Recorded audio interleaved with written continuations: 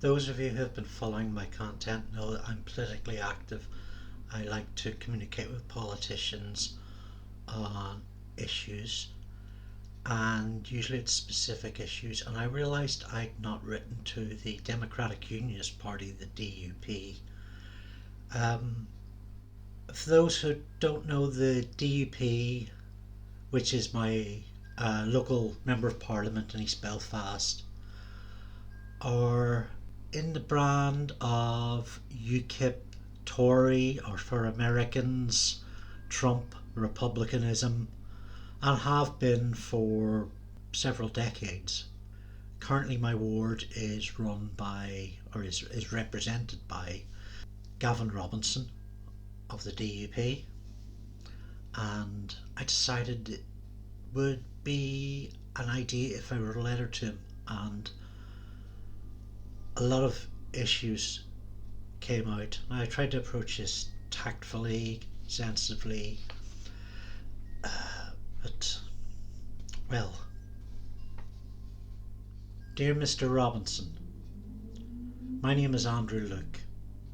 I moved to your electoral ward in 1985 and returned to reside from 2009 onwards. My grandparents and their grandparents were East Belfast stock. I am from a family of clergy on one side and healthcare on the other, though I work in the education and cultural services. I've been self-employed since 2015. My work in these areas have been honoured with awards in Northern Ireland and at an international level. I hold 2-1 honours degree in combined studies, including education and sociology, from Oxford Brookes. I am 49 years old, born at the tail end of 1973. In my younger days, I would have voted for the DUP.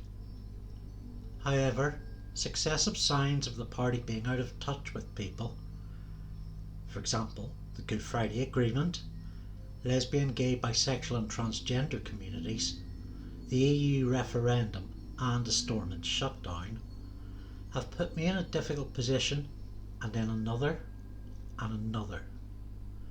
I am now in an ugly electoral spot where I must vote for Sinn Féin above the DUP this year. It's an offensive choice for both of us. I have heard from you on this matter. Now I will try to explain why. Sinn Féin have a bold track record on embracing social justice issues, education and culture. This casts our community in a progressive light, and those of a Republican or nationalist identity. DUP vocalisation on these matters is far less. Strong DUP representation, to my mind, is Jim Shannon challenging Boris Johnson and cohorts in Parliament on the millions spent through phony PPE contracts. In that act, the MP Mr. Shannon did a few entrepreneurial things of note. They condemned the Conservative government for knowing criminality. They spoke out for the UK. Too often the DUP speaks out only of the UK, or of unionist needs and wants. These are prioritised far greater than representing the highest growing demographic, those who identify as Northern Irish, ahead of British or Irish. At the heart of DUP passions is a need to be with Britain at all costs. Mr. Shannon's interjection challenged that. When Jim Shannon ticked off Boris Johnson, this was when the DUP beat their hearts and spoke of their suffering as they personally understood it. The nation applauded Mr. Shannon. They were sorry for his loss. The tragedy did not need to happen for the DUP to be able to speak truly for most of the country. How much more could have been done for the people of the UK if the challenge had have come earlier? The Conservative Party enforced austerity and internal corruption since 2010. It has been rife. I was delighted to learn on looking at your expenses, Mr. Robinson, you've not milked the system. This is contrary to the image most people have of Conservative allied politicians. If the DUP aimed to put the government in positions like Mr Shannon did last year, more often, we'd be in a better place. Allow me to give you a few tips on what to do to secure my vote. Firstly, sit-in Stormont. It looks to the world like the DUP are holding up democracy because the DUP do not like democracy. I notice few people talk anymore about how Sinn Féin refused to represent their electorate by not sitting in Westminster. That's a hefty point for whataboutery. So be smart. Take your seats in Stormont, our Parliament, first. Then mention this. Sinn Féin are bound by the Good Friday Agreement in their quest for United Ireland to act upon the wishes of the people of Northern Ireland. How can Sinn Féin represent the people of Northern Ireland when they won't do so vocally at Westminster level? There's a question to ask in either Parliament when the DUP are involved again. When the DUP engage with democracy, full democracy. I mentioned inclusivity earlier because it is integral to the DUP's survival. Strong political representation is needed as a direction in management. We are not wholly proud to be British. You know this because we are saddened by violence, bigotry and poverty. We are ashamed to be British when there is effluence in the rivers, governmental racist diatribe and callousness in care homes. We are proud to be British when the NHS structure functions well, when it is safe for those of mixed race or religion to contribute, or when no child or mother strives for Maslow's 5 needs. When these and other positive things are unquestionable. Northern Ireland has been British for many centuries. Yet the DUP often set an example of defensiveness in speech and behaviour. This needs to change. Defensiveness must be replaced by inherent confidence in the foundation which is our heritage. We do not need to shout and scream demands. We need to speak calmly with reason and logic. I do not agree with Keir Starmer on a lot of things, but I respect that he is quick to chop disruptive, damaging party members. We cannot speak of what's ours without talking about mistakes. The DUP must be responsible for theirs. Owning your mistakes is a phrase that's used a lot, but I feel it misleads. It implies we are wedded to carry on with them. The DUP campaigned against the Good Friday Agreement and came to realise that 71% in favour of it included their own people. Engagement faltered, but also didn't. Crops were grown, life was grown. The DUP campaigned for Brexit, but has not owned the fact 55% of the electorate here voted against it. You chose to represent the slim UK majority of 2016 over that of a local majority. It is time for the DUP to understand the changes of feeling in the UK in the last 7 years. The electorate understand Brexit is destroying the United Kingdom. There is a feeling in this country that the U in DUP and TUV stands for United Ireland, for more has been done since then to promote the concept than Sinn Féin have achieved. For even longer, there's been the notion that a unionist who constantly refers to themselves as a unionist is no unionist at all. I accept you have no desire to change brand, but the spirit of your party would be wise to dwell on this. Have a think about ways in which you can address this cautioning thought. The Windsor framework was better than the oven-ready lie. The framework now keeps the door open to the future negotiations. It grants my life, as a self-employed person, stability in measure, before life worsens in all other areas. Like most of the United Kingdom, I watched the DUP vote against the framework and was disgusted. Other feelings and reactions too, all negative. The Windsor framework offered the DUP a chance to save face and get a better arrangement. Another door of opportunity was slammed by your party instead. You may not have chosen deliberately to vote with those mired in financial and moral corruption scandals. However, that's an element my countrymen hear.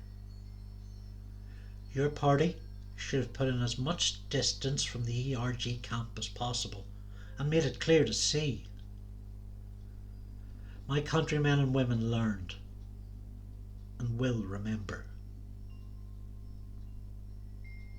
As Northern Irish people, you and I are more fortunate than the citizens of Great Britain. The nation knows the Leave campaign was run on lies, with assistance from Putin and his war propaganda. I hope the DUP does not continue to maintain that a North Sea goods check means our United Kingdom citizenship is in peril. To hold this now very old lie, you damage the identity that Unionists are educated people. It is a lie. Nothing could be further from the truth. One of my businesses has been ruined by Brexit, but if I lived in England, I may have been forced out in the streets. The DUP needs to adopt the realisation that actually sovereignty is not under siege, but that we are in an incredibly fortuitous position to help Britain in its time of peril. Maybe you have ideas on how to do this. Please think and have a read for these. How to save face now? Your best bet is a hard lean to the left of values. The further the party explores policies in this area, the more the damage control. The sky's the limit. I have one such idea which you should try to stomach, but I know you cannot. What a laugh to prove me wrong. How the DUP might stand up to careless England and Wales by calling for a referendum to rejoin the EU. Ah, there's that smile.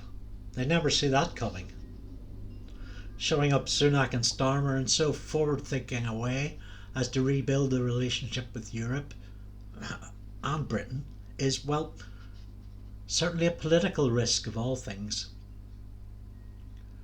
What if the DUP were prepared to give up what they have for something greater? On the mainland, people are more fed up with Northern Ireland than any time in history. If there was a referendum on it tomorrow, they could dump us. Give them some reasons to care. Let's give them a Northern Ireland they can be proud of to call part of the UK. Let's be leaders. Currently, the party line includes the party lie. The electorate want the honesty that represents our lives. Here's another insane, possibly brilliant strategy. Next year, we're set to have a Labour government in the UK. Yet how strange that residents of Northern Ireland are not permitted to second vote in this two-horse race. If the DUP were to speak up against the absence of Labour in this country, How much would that option put DUP votes at risk? What more authentic way to challenge Keir Starmer over Labour's long problem with Northern Ireland like this? If they wanted the Good Friday Agreement to work, to continue as the British have willed, we must be allowed the full British vote. You see, it is about risk, and the right type of risk. Image, of course, is very important, but you cannot impart image effectively without substance. The DUP looks like a party of New Earth old churchmen who hate anyone different from themselves. People who will sit in judgment in case there's a whipping needed from the leather belt. Now, I know that's not true, yet I've seen this type of behaviour, often feeling true. The DUP needs reform. We know who these ethereal fire and brimstone folk are, and they're becoming more unpopular by the day. It's the information age. But no surrender, right? No man left behind. These folk need to up their game if your party is to get its knees off the ground. Firstly, they might want to take some advice from my mother. If you can't say anything nice, don't say anything at all. So that's no to Edwin Poots on saying anything about LGBT people. No to Peter Robinson on commenting on people of other faiths. I really want to offer different advice and shut your mouth. If I could, it would be for Mr. Poots to make some great symbolic action advantageous to the LGBT community. Or for Peter Robinson to welcome the opening of a first mosque or new Islamic centre. To say these communities are not a Canada's base is an underestimate. The fact should worry your job. Have those candidates ever bothered to meet representatives of the communities they've slighted? I've never read of such a thing. Why not? If the secret to getting elected is part the ability to be liked, maybe DUP candidates who are actively hated should be looked into. One contentious area is women's rights. It shouldn't be. I don't know whether you're a creationist or evolutionist, but women are not new. When it comes to a woman's right over her own body in relation to abortion, the DUP religious position is immaterial. Your party is bound by the law of the United Kingdom. Being British means accepting that.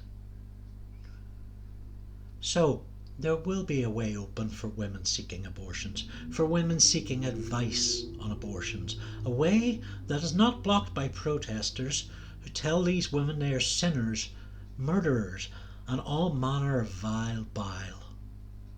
There is a legal route. If the DUP cannot facilitate the law, but choose to advocate for those who stand in the way of it, well, I don't know how to end that sentence. It could only end in a binary statement. It encapsulates why people have little or no time for your party. As someone with epilepsy, I completely empathise with these women who feel their body is being commandeered by aggressive forces. I call this process body jacking. Let's talk about education. There is a narrative that Protestants and Loyalists are stupid and savage. These people exist, oh yes. They speak louder than others. That does not mean they're right. I provide student support services and law degrees at Queen's and Ulster. I'm a good example of an educated Protestant. There are a lot of us. Unfortunately, DUP policy, see above, has ignored us. At the least, in terms of your image, there is a strong narrative that your party sides with the line, why should we listen to experts? This anti-educational trajectory is partly why I'm writing. It would be something if the DUP could help with the needs of striking teachers. Maybe have a word with the education centres about how they choose to allocate budgets. A few weeks ago I attended Unionist Voices, an afternoon event in the Cultural Centre off Royal Avenue. To my surprise, I had a very pleasant one-to-one with an advocate for the Ulster Scots language. I learned histories and language, and also how there is no formal education qualification for this at college level.